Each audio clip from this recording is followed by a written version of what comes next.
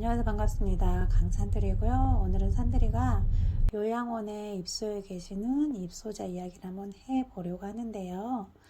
다른 사람은 아니고 저희 언니예요. 그래서 저희 언니가 올해 75인데 좀 건강이 좋지 않아요. 그래서 좀 일찍 요양원에 입소를 했는데 한 15년 전에 벌써 요양원 입소를 했거든요.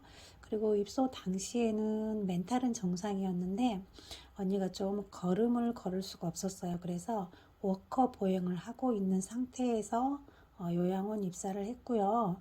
그리고 가족이 있기는 해요. 조카들이 있기는 한데 연락이 두절된 지가 좀 오래돼 가지고 언니가 수급권자였거든요. 그래서 요양원에 문의를 했더니 그러면 자기들이 언니를 책임져 주겠다, 보호자를 대신해 주겠다 이렇게 해서 재산이 얼마 되지는 않지만 언니 돈이 들어있는 통장이 있었거든요.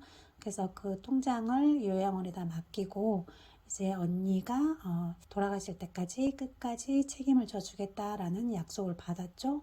그렇게 언니의 이제 요양원 생활이 시작이 됐는데요. 이 요양원이 또 언니가 엄마하고 같이 살던 집이 바로 옆에 있었어요. 그래서 엄마는 돌아가셨지만 형제들이 엄마가 보고 싶을 때 한 번씩 엄마 집을 들리잖아요. 그러면 들리는 김에 언니를 보고 가는 거죠. 그래서 언니는 그게 좋아서 다른 요양원에 안 가고 여기서 끝까지 살겠다라고 이야기를 해서 이제 그쪽에 입소를 하게 됐고, 그리고 언니가 그쪽 요양원에서 생활하면서 나름 재밌게 잘 지내시는 것 같았어요. 그리고 요양원에서 이제 모든 걸 다 해주다 보니까 요즘에 노령연금이라는 게 나오잖아요. 그 돈이 쌓이고 쌓여서 이렇게 목돈이 좀 됐나 봐요. 그러면 이제 요양원에서 저희한테 전화가 오는 거예요. 언니한테 이러이러한 물리치료기가 필요하니 좀 구매를 하면 어떻겠냐 이렇게 전화가 오면 저희가 언니한테 필요하면 요양원에서 알아서 해주시면 돼요 이렇게 이야기를 했죠. 그랬더니 이제 물리치료기를 사고 그리고 나서 언니한테 안 맞는다 그러니 그냥 여기 계시는 분들이 공동으로 사용하게 했으면 어떻겠냐 이렇게 해서 그럼 그렇게 하시라고 이렇게 해서 이제 언니를 기부자 이름으로 올리고 그쪽에서 공동으로 사용을 하고 이런 식으로 몇 번 이제 반복이 됐어요. 그리고 우리는 이제 이게 반복이 되다 보니까 좀 부당하다는 생각이 들었죠. 근데 어차피 요양원에서 언니를 끝까지 책임져 준다고 했으니까 그냥 그곳에서 하는 대로 따라가고 넘어갔죠. 그랬더니 나중에는 이제 언니한테 맞는 침대가 필요하대요. 그래서 뭐 150만 원 정도 한다고 침대를 사고 싶은데 어떠냐라고 전화가 온 거예요. 그래서 필요하다면 사시라. 어차피 요양원에서 언니를 책임진다고 하셨으니까 그냥 저희한테 굳이 이렇게 전화를 안 하시고 사셔도 된다라고 말씀을 드렸어요. 그랬더니 알겠다고 하고 이제 침대를 구매를 했어요. 이렇게 언니 돈이 모이면은 꼭 뭔가 이유를 만들어서 이제 그 돈을 쓰게 저희한테 연락을 하시는 거예요. 그리고 제가 이제 한 번은 그렇게 말씀을 드렸죠. 언니가 만약에 무슨 일이 있어서 다른 병원에 입원을 하게 되면 그쪽에서 우리가 가서 간병을 할 수가 없을 때 간병비도 필요하고 하니까 돈을 좀 모아두면 어때요? 이렇게 얘기를 했더니 언니가 수급권자라고 말씀드렸잖아요. 그래서 통장에 일정 금액 이상이 모이면 안 된다. 그래서 이렇게 써야 된다라고 말씀하시는 거예요. 그래서 제 생각에는 어차피 언니가 아무도 보호자가 없어요. 그래서 만약에 수급권자가 박탈이 되면 저희 형제들이 돈을 각출을 해서 요양원비를 내야 되는 상황이었거든요. 그렇기 때문에 알겠다. 그러면 요양원에서 알아서 해주라. 이렇게 모든 걸 이제 요양원에다 맡기고 요양원에서 하라는 대로 할 수밖에 없었던 거죠. 그리고 그렇게 해서 이제 15년 정도 언니가 요양원에서 잘 지냈단 말이에요. 근데 어느 날 전화가 와서 언니를 좀 다른 요양원으로 옮겨줬으면 좋겠다는 거예요. 그래서 이유가 뭐냐고 물어봤더니 언니가 처음과 다르게 이제 세월이 지내다 보니까 너무 몸을 움직이질 못하는 거예요. 그러다 보니까 요양보호사 선생님들이 이동을 할 때 너무 힘들다. 그래서 케어가 힘드니 다른 곳으로 좀 옮겨줬으면 좋겠다 이렇게 이야기를 하시는 거예요. 그래서 그거 말고 또 어떤 게 불편하냐라고 물어봤죠. 그랬더니 언니가 인지가 좋잖아요. 그렇기 때문에 대소변을 화장실을 꼭 이용하고 싶어 하는 거예요. 근데 선생님들은 언니를 이동하기 힘드니 그냥 기저귀를 착용을 해라 하는데 언니가 그거를 동의를 안 해주는 거죠. 그래서 힘들어서 못 보겠다는 거예요. 그리고 이제 또 한 가지 이유는 그쪽 요양보호사 선생님들이 다 나이가 60이 넘었대요. 그래서 60이 넘은 상태에서 이런 일을 하다 보니까 힘도 딸리고 관절도 좋지 않다.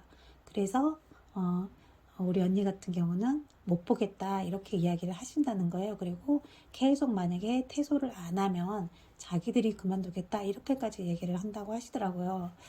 그래서 산들이 입장에서는 책임지겠다고 할 땐 언제고 이런 소리를 하나 싶었죠. 그래서 물어봤어요. 그러면은 선생님 15년을 같이 산 이곳 쌤들도 언니가 힘들어서 이렇게 버리겠다고 하는데 다른 요양원을 가면 그쪽에서는 처음부터 이렇게 힘든 사람을 받아주겠냐. 그리고 요양원이라는 곳은 조금 집에서 혼자 생활하기 힘든 사람들이 오는 곳이 아니냐. 혼자 대소변 다 가리고 뭐 일상생활이 가능하면 요양원을 왜 오겠냐 이렇게 말씀을 드렸더니 그 선생님이 아무 말씀도 안 하시고 그냥 침묵을 지키시더라고요.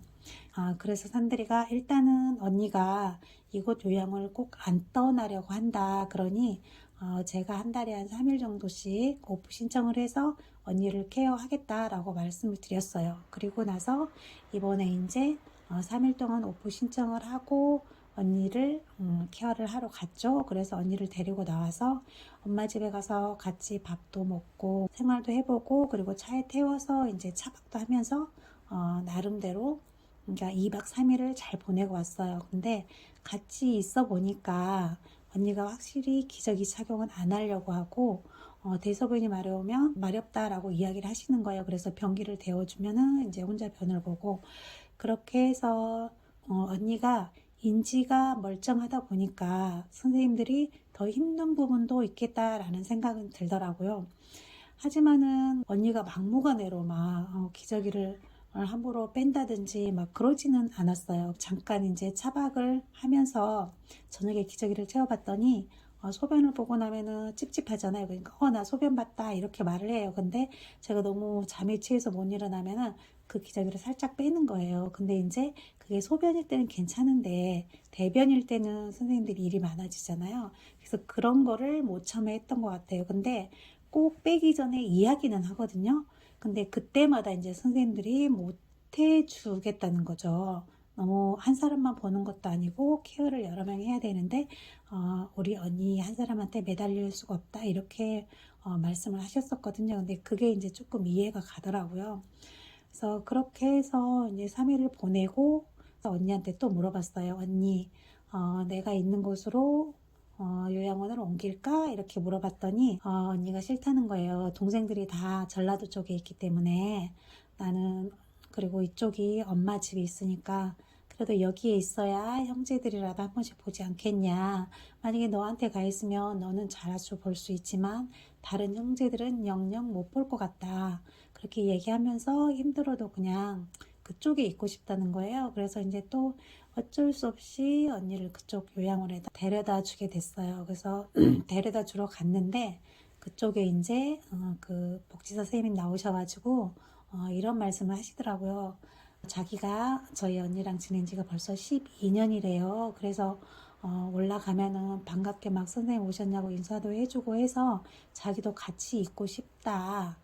그러니 그냥 입소는 유지하되 만약에 병원 갈 일이 있잖아요. 예를 들면 다른 병원 갈 일이 있으면은 꼭 보호자분이 내려와서 데리고 가달라. 우리는 그런 걸 못 해주겠다. 이렇게 이야기를 하시는 거예요.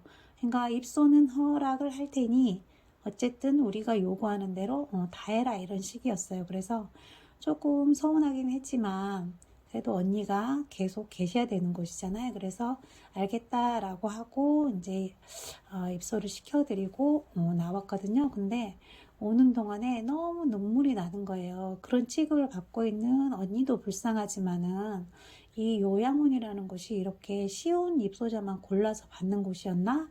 이런 생각도 들고 그리고 또 자기들 입장에서 계속 모시고 있었던 분도 힘들어지면 이렇게 갈 곳이 없는 줄 알면서도 데리고 나가라고 하는 이 상황이 너무 화도 나고 마음도 아프고 그랬어요. 그래서 오는데 너무 눈물이 나서 운전을 할 수가 없는 거예요. 그래서 차를 세워놓고 한참 울다가 오고 그랬는데, 지금 이제 일상으로 돌아와서 제가 또 지금 일상생활을 하고 있잖아요. 근데도 이렇게 내가 맛있는 걸 먹을 때라든지 아니면 이렇게 좋은 곳을 보면 언니가 생각나면서 마음 한쪽이 너무 아파요. 그래서 쉬운 환자도 있지만 힘든 환자도 있을 수 있잖아요. 요양보호사 선생님들이 하는 일이 그렇게 쉬운 일은 아니잖아요. 그래서 힘든 일인지는 알지만 조금만 내 형제다, 내 부모다 라고 생각을 하시고 좀 봐주셨으면 좋겠어요. 그래서 오늘은 이렇게 속상한 마음에 영상을 올려봤고요. 다음에는 좀 밝고 유쾌한 내용으로 찾아뵙도록 할게요. 감사합니다.